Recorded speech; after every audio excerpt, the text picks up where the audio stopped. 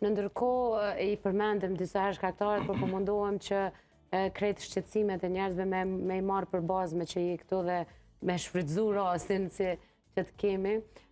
Shumë shpesh ndëgjojmë, doktor Arsim, pacient që thonë, unë me njënën anë të hunës nuk marrë frymë heq. A është kjo për shkak të devijimeve të septumit, apo për shkak të polipëve të mundshëm, apo për shkak të sinuzitit, pezmatum? Po pyetje me vend.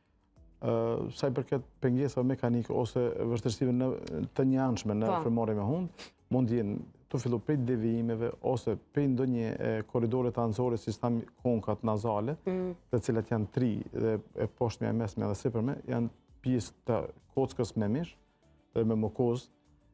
Këto mund ndodhin të jenë më të rrituna, arsyet i përmendëm edhe më herët, të rastet kur janë me alergji të shprehun, këto japin një hipertrofi të indit më tepër, mund ndodhë thop, mandej prania e polipeve të njëanshme, janë polipet antrohanale, mandej fillojmë pej rastet tjera mund të jenë rritja e proceseve ekspansive të fillu ose në septum, në perdën e hundës, ose në pjesën laterale të murit, ose nga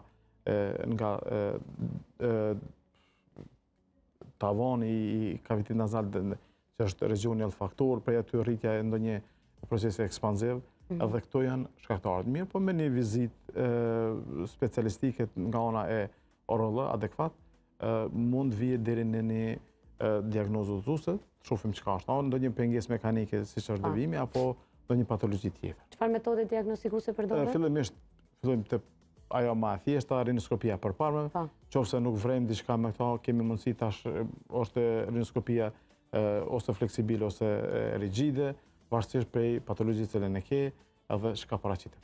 Do të thonë nuk janë invazive, do të thonë janë as pak invazive, janë të lehta. Tash në treg kemi edhe sprej anestetik lokal të veprojnë, përdorimi i tyre, bën ekzaminim me pacientit, merr informata nevojshme, edhe varësisht prej çfarë patologji jep konkluzionin se çka më ato që më vështirë.